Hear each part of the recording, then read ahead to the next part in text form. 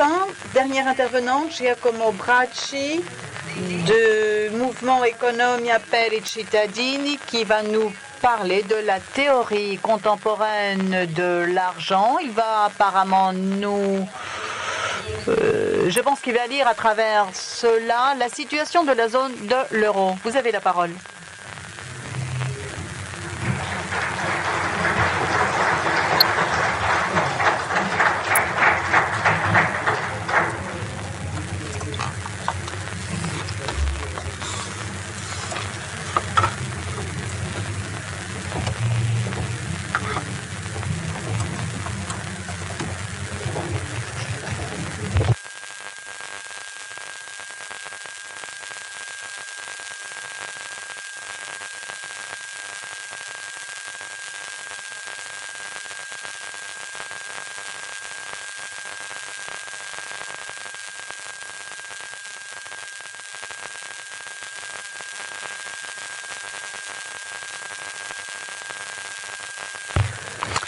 Καλησπέρα.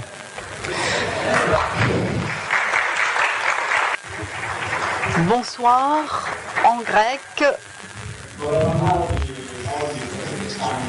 par Giacomo Bracci.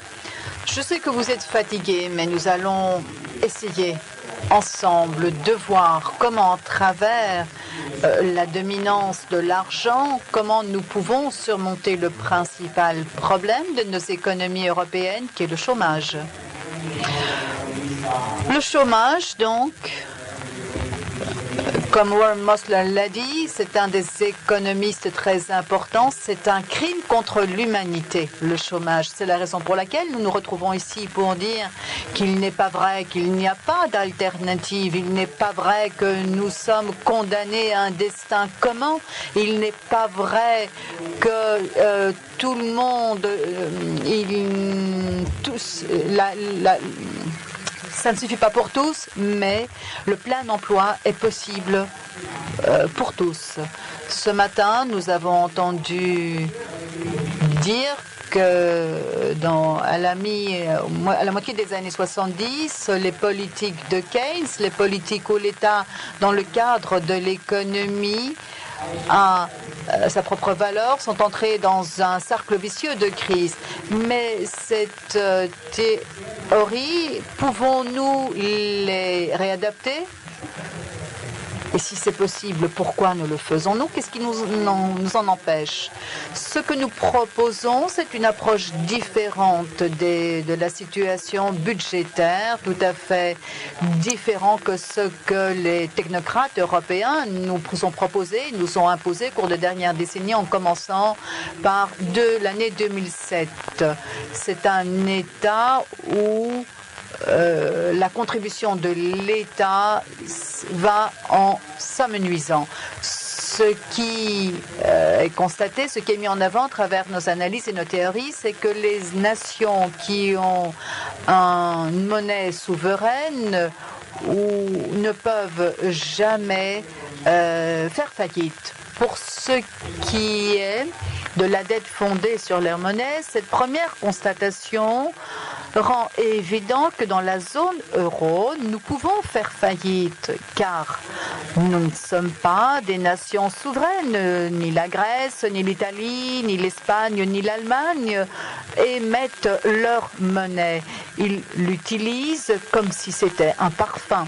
Ce que nous proposons, en revanche, c'est une approche que Abba Lerner, l'économiste, a qualifiée de politique budgétaire fonctionnelle, opérationnelle, finance fonctionnelle, car cette monnaie est un moyen pour assurer un avenir pour tous et de l'emploi. Cette approche fondée sur l'emploi, plutôt que de se centrer sur la question de la dette, du déficit ou des rapports dette PNB ou PIB, il faudrait dire que le déficit de l'État est plutôt élevé. Lord Mosler disait depuis plusieurs années que le déficit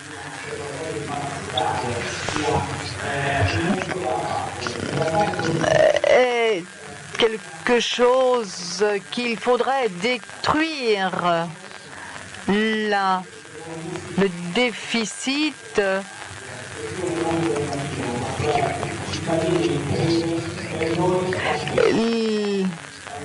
pour nous, les dépenses publiques sont un crédit. C'est notre salaire. Réduire cette dette de l'État, c'est réduire notre salaire et réduire notre richesse.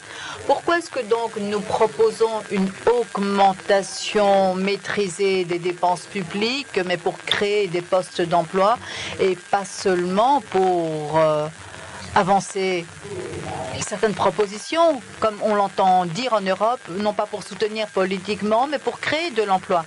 Car s'il y a de l'emploi, si l'emploi existe pour tous, si ceci crée une véritable démocratie,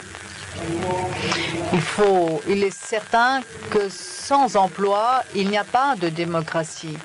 Notre objectif, donc, c'est d'assurer le plein emploi et nous allons démontrer que le plein emploi nous permet d'atteindre une stabilité des prix et de l'économie en général.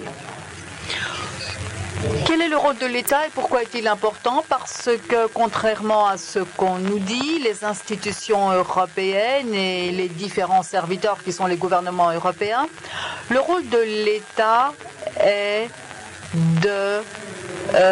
d'assurer la demande de l'économie. Sans intervention de l'État, comme Dr Gallon nous l'a dit,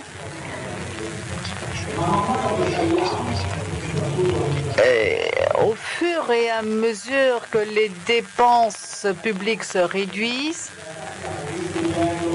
en fait, nous détruisons la consommation, les investissements, donc l'avenir de notre économie. Attraverso un ritorno alla sovranità monetaria.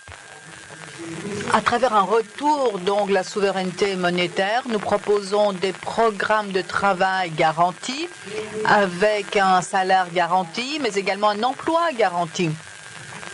Ce qui ne peut être, ne peut trouver dans le secteur privé aujourd'hui. Comme Minsky, l'économiste, disait, les gouvernements peuvent être les employeurs en dernier ressort ou initialement, comme dit un autre économiste italien. L'État, avec cette souveraineté monétaire, peut assurer un salaire à un nombre d'employés. En période de récession, un État peut garantir un emploi à tous ceux qui désirent participer au programme. Et en période de relance économique, on s'attend à ce que les travailleurs qui participaient au programme puissent être réintégrés au marché. Les activités à travers ce plan de travail garanti, ce sont des activités de qualité, ce sont des activités qui souffrent en phase de récession, car le secteur privé ne s'intéresse pas à ces activités. Par exemple, le domaine de la santé, l'environnement, les enfants. Lorsque les adultes sont contraints de travailler de plus en plus pour avoir un seul salaire, en fait. Les programmes de travail garantis veulent en fait garantir ces valeurs en offrant contrepartie à salaire et des moyens de survie pour tous. Quelle est la vision principale de ce programme? C'est une croissance humaine en harmonie avec l'économie qui permet aux classes qui souffrent le plus d'avoir une présence digne dans la société. L'aspect le plus dur de la crise, ce n'est pas l'aspect économique, ce n'est pas simplement la baisse du niveau de vie, mais c'est le fait qu'en absence d'emploi, si on n'a pas les moyens de survie, c'est le pouvoir démocratique qui s'en trouve affecté et qui s'effondre. Dans un cadre monétaire où l'argent est géré par la zone, par certaines institutions, comme aujourd'hui dans la zone euro. Ceci n'est pas possible. Mais ce n'est qu'en retrouvant la souveraineté monétaire qu'on peut rétablir toutes ces défaillances. Mais cette politique monétaire ne va pas apporter de l'argent en quantité, non. Ce que nous voulons faire, envisageons de faire, c'est de mettre en place une politique d'investissement public qui va nous permettre de sortir de la crise. Et que signifie sortir de la crise? En fait, ça veut dire changer et modifier non seulement le PIB en termes quantitatifs, mais également la composition de ce produit, c'est-à-dire comment nous produisons ce produit et comment nous le consommons.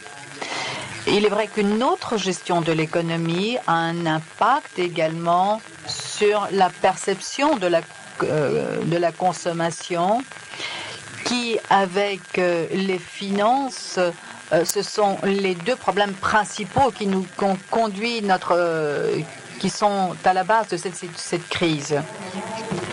Les membres de la zone euro ne pourront donc jamais adopter cette approche, garantir le plein emploi